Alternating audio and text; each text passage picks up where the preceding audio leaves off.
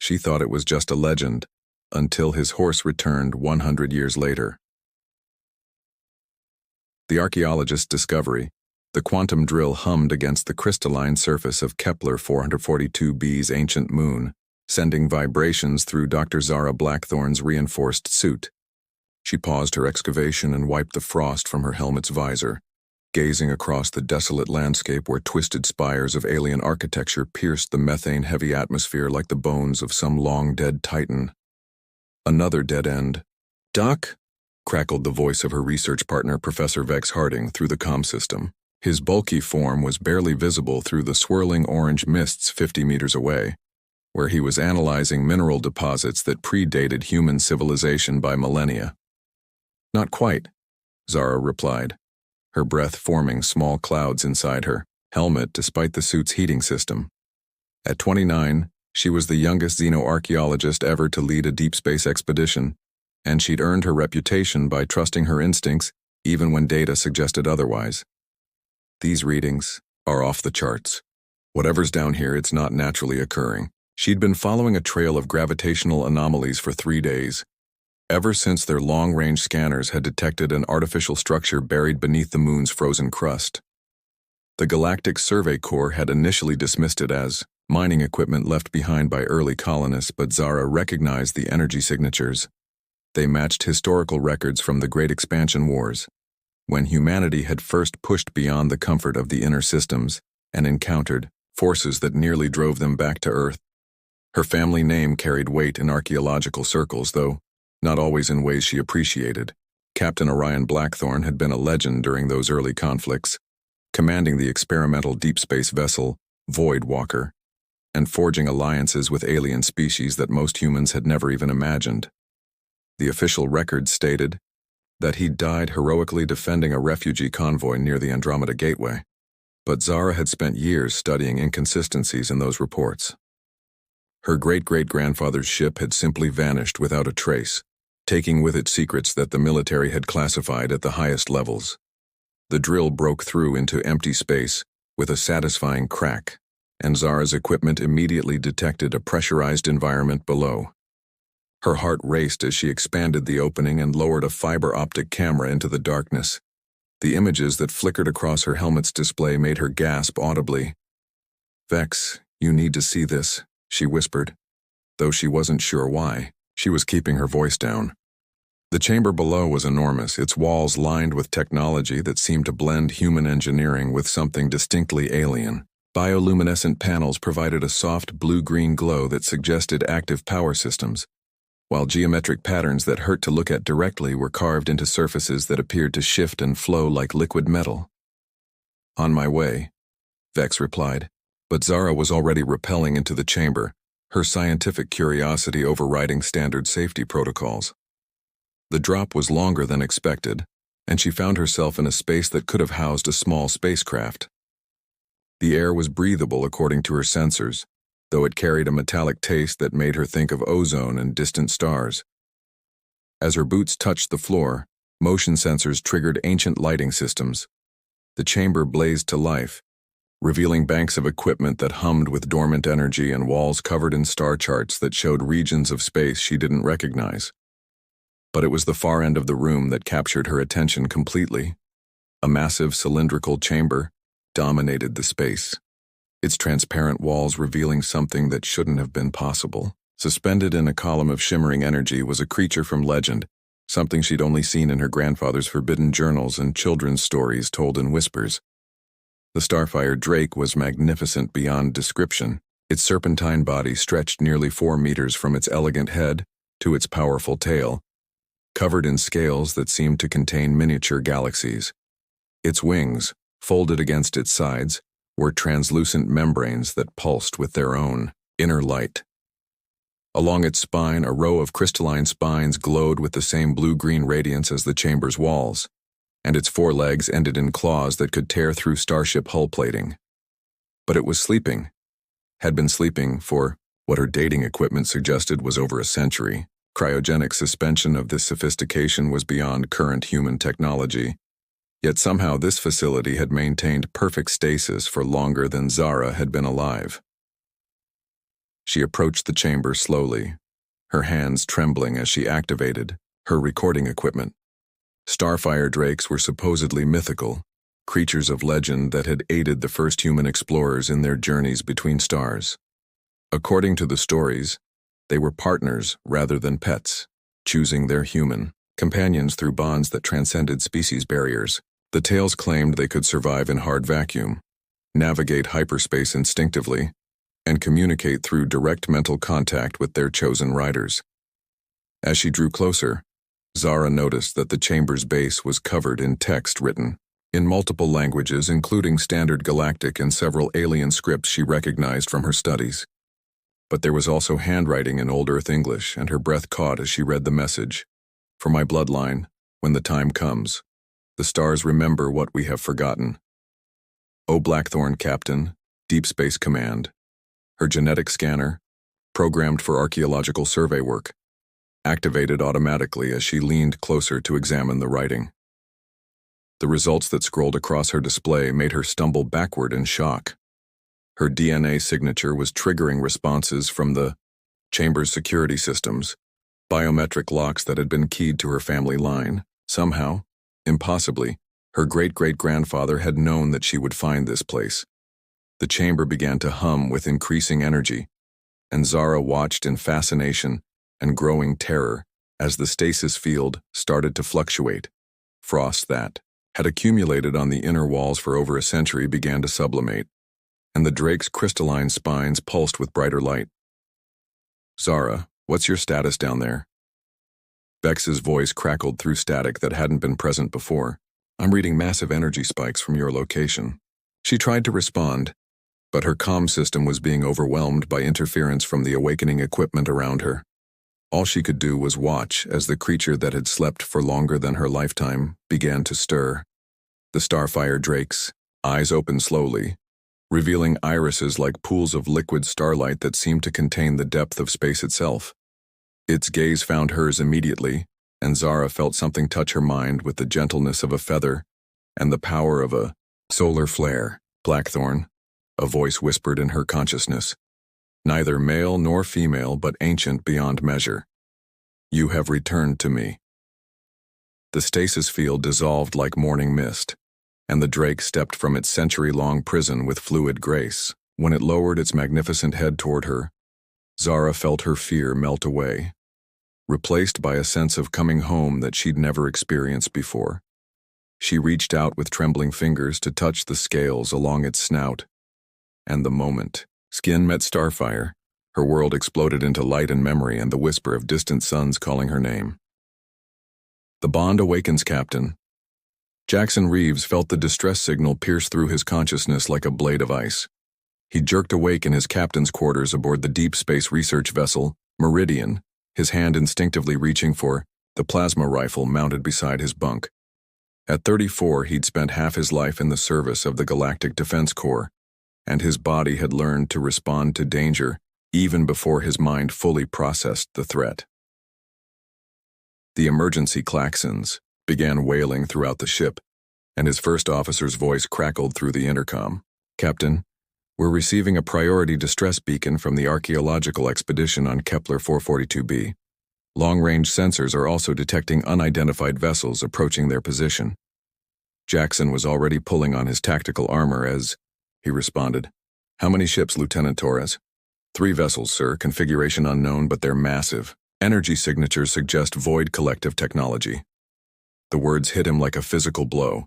The Void Collective were raiders from the Outer Rim, descendants of human colonies that had been corrupted by exposure to alien influences during the first expansion wars. They'd become something barely recognizable as human, twisted by technologies they didn't fully understand and driven by an insatiable hunger for ancient artifacts that could enhance their already formidable abilities. Set course for Kepler 442b, maximum burn, Jackson ordered, strapping on his command helmet and feeling the familiar weight of leadership settle on his shoulders. And prep the Marine Squad for immediate deployment. The Meridian was primarily a research vessel, but she carried enough firepower to handle most threats in this sector. What worried Jackson was what the Void Collective might want with an archaeological dig site. They didn't usually bother with academic expeditions unless something truly significant had been discovered. As the ship's engines roared to life and they jumped to hyperspace, Jackson reviewed the mission files. Dr. Zara Blackthorne, the expedition leader, was part of the famous Blackthorne line of explorers. Her ancestor had been instrumental in humanity's early expansion into deep space, though the records from that era were frustratingly incomplete. Most concerning was that she'd been investigating sites connected to the legendary starfire drakes, creatures that most people considered mythical. The journey to Kepler 442b took 6 hours at maximum hyperspace velocity, and when they dropped back into normal space, the situation was worse than Jackson had feared. The 3 Void Collective vessels had surrounded the moon, their dark hulls bristling with weaponry that looked more grown than manufactured, but it was what his sensors detected on the moon's surface that made his blood run cold. "Sir," Lieutenant Torres said, her voice tight with concern, "I'm reading massive energy discharges from the archaeological site. Whatever they found down there, it's active." Jackson studied the tactical display, noting the positions of the enemy ships and the limited options for approach. The Void Collective vessels were maintaining a loose blockade, but they seemed more interested in monitoring the situation than launching an immediate attack. That suggested they were waiting for something, which made them infinitely more dangerous. "Launch stealth pods," he ordered. "I'm taking a small team down to extract the research expedition. Torres, maintain position and be ready to provide orbital support if things go sideways." The stealth pod bay was a hive of activity as Jackson's hand-picked team prepared for insertion. Sergeant Pike, his demolitions expert, was checking charges that could blow through reinforced blast doors. Corporal Vance, their tech specialist, was calibrating scanners that could pierce most forms of electronic camouflage. And Private Wu, barely 20 but already showing the instincts of a veteran, was testing the team's communication equipment. "Remember," Jackson addressed his team as they climbed into the stealth pod, "this is an extraction mission. Get in, find the archaeologists, and get out. We don't know what we're dealing with down there, so stay alert and watch each other's backs." The pod's cloaking field engaged as they descended through the moon's atmosphere, masking their heat signature and electromagnetic emissions from enemy sensors. Jackson watched the surface approach through the pod's viewports, noting the alien architecture that jutted from the frozen landscape like the remnants of some impossible dream. They landed half a kilometer from the archaeological site, and Jackson immediately noticed that something was wrong with the local environment. The air was charged with energy that made his skin tingle, and there were patterns of light dancing across the horizon that had no natural explanation. His radiation detector was clicking rapidly, but the readings showed energy types that weren't in any database. "Team, move out," he whispered into his comm unit, leading them across the treacherous terrain toward the excavation site. What they found there defied all logic and military training. A massive crater had been torn in the moon's surface, as if something had exploded outward from below. At the center of the destruction, a pillar of coruscating energy stretched from the depths of the moon into the star-filled sky above. And moving within that column of light was something that made Jackson question his sanity. The creature was unlike anything in the military databases. It moved through the energy field like a swimmer through water, its serpentine body covered in scales that seemed to contain entire galaxies. Crystalline spines along its back pulsed with the same rhythm as distant pulsars, and its wings cast shadows that bent light in impossible ways. A starfire drake. The legends were real. "Sir," Sergeant Pike's voice was barely a whisper. "What are your orders?" Before Jackson could respond, movement at the base of the energy pillar caught his attention. A figure in an archaeological suit was climbing out of what appeared to be an underground facility, moving with the jerky motions of someone in shock. Dr. Blackthorne, he realized, and she was trying to communicate with the creature above her. That's when the Void Collective forces struck. They descended from the sky like dark angels, their powered armor gleaming with unnatural energies and their weapons crackling with barely contained force. Jackson counted at least 20 hostiles, moving in perfect coordination toward the archaeological site. "Contact front," he shouted, bringing up his plasma rifle and targeting the nearest enemy soldier. "Protect the civilian." The battle erupted with devastating intensity. Void collective weapons fired beams of twisted energy that could dissolve molecular bonds, while Jackson's team responded with disciplined volleys of plasma fire. The frozen ground around the excavation site became a hellscape of craters and melted rock. But it was the Starfire Drake that changed everything. The moment the first enemy beam struck near Dr. Blackthorn, the creature's head snapped toward the attackers with predatory focus. Its mental voice crashed through Jackson's consciousness like a tidal wave, carrying with it images and emotions that weren't entirely human, but were achingly familiar. Protect the bloodline. Protect the keeper of memories. Without conscious thought, Jackson found himself moving with inhuman speed and precision. His plasma rifle seemed to fire itself, each shot finding its target with uncanny accuracy. Around him, his team moved like extensions of his will, their tactics flowing together in perfect harmony. The Starfire Drake descended from its pillar of energy, and Jackson felt its mind touch his with electric intensity. In that moment of contact, he experienced flashes of memory that belonged to Captain Orion Blackthorn, battles fought between stars, alliances forged with beings of pure energy, and the terrible knowledge that humanity's expansion into the galaxy had awakened things that should have remained sleeping. "You will do," the Drake's voice whispered in his mind. "You have the heart of a warrior and the soul of a protector. Will you accept the bond?" Jackson didn't hesitate. Yes. The world exploded into sensation as the Drake's consciousness merged partially with his own. He could suddenly perceive the quantum fluctuations that held matter together, feel the gravitational tides of distant stars, and understand the complex mathematics that governed hyperspace navigation. But more than that, he could sense the network of ancient facilities scattered throughout the galaxy, each one containing secrets that the Void Collective desperately wanted to possess. The remaining enemy forces fled as the Drake landed beside him, its crystalline spines blazing with power that made the air itself catch fire. Dr. Blackthorn approached them both, her eyes wide with wonder and terror. "The facility below," she said urgently. "It's not just a research station.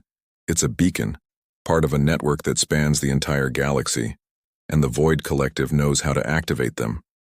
Jackson felt the truth of her words resonate through his bond with the Drake. Somewhere in the darkness between stars, ancient machines were awakening to signals that hadn't been broadcast for over a century.